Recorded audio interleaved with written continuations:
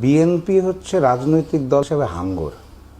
হাঙ্গরের একটা চরিত্র আছে, সেটা হচ্ছে সমুদ্রের স্বজাতির হাঙ্গরকে খেয়ে ফেলে এবং গর্ভাবস্থায় যখন গর্ভে থাকে তখন আপন ভাই বোনকেও শক্তিশালী হাঙ্গরটা খেয়ে ফেলে। বিএনপি হচ্ছে সেই হাঙ্গর যারা নিজের দলের নেতাকর্মীকেও খেয়ে ফেলে, শরিক দলের নেতাকর্মীকেও খেয়ে ফেলে হাঙ্গরের মতো।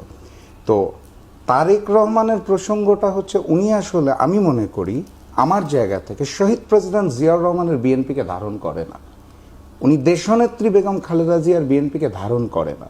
যদি ধারণ করত তাহলে এই যে আপনি এখনকার ৭১-এর কথা বলছেন, এর আগে আপনি দেখবেন উনি মৌলবাদ নিয়েও কথা বলেছেন, উত্থান, দক্ষিণপন্থীদের, ইসলামিকদের উত্থান, এই জাতীয় প্রসঙ্গ এনেছে। উনি ভুলে গেছে যে দেশনেত্রী বেগম খালেদা জিয়া যাদের ধারণ করেছিল, যাদেরকে নিয়ে একসাথে কার্যক্রম করেছিল, তাদের বিরুদ্ধে উনি এখন কথা বলছেন।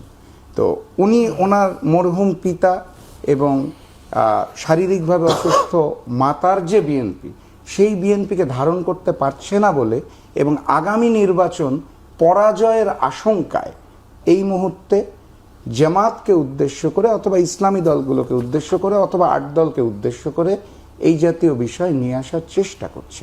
কিন্তু উনি ভুলে গেছে এই ৭১-এর বয়ান ধারণ করেই ফ্যাসিস্ট শেখ হাসিনা বাংলাদেশ ছেড়ে হিন্দুস্তানে পালিয়ে গেছে। তো এই আওয়ামী বয়ান ধারণ করে এখন আর কোনো লাভ নাই। আমি ওনাকে অনুরোধ করব, শহীদ প্রেসিডেন্ট জিয়াউর রহমানের বিএনপিকে ধারণ করুন, বাংলাদেশের মানুষ আপনাকে আবারও ভালোবাসে। না, কিন্তু নিশ্চয়ই তো ভোটের রাজনীতি, এতে কি ভোট বিএনপি বাড়ছে কিনা? অ্যাবসলিউটলি আগামী নির্বাচনকে কেন্দ্র করে উনি এই জাতীয় বয়ান দিচ্ছে। উনি লন্ডনে বসে, আপনি অতীতের ভিডিও দেখবেন, বলেছে যে জামাতের যাদেরকে ফাঁসি দেওয়া হচ্ছে এরা রাজাকার না। একটা বক্তব্যের মধ্যে দেখবেন পাশ থেকে একজন বলছে যে ৩০ লক্ষ শহীদ, উনি মঞ্চ থেকে জনাব তারেক রহমান থামিয়ে দিয়েছে। কিসের ৩০ লক্ষ? ৩ লক্ষ হতে পারে।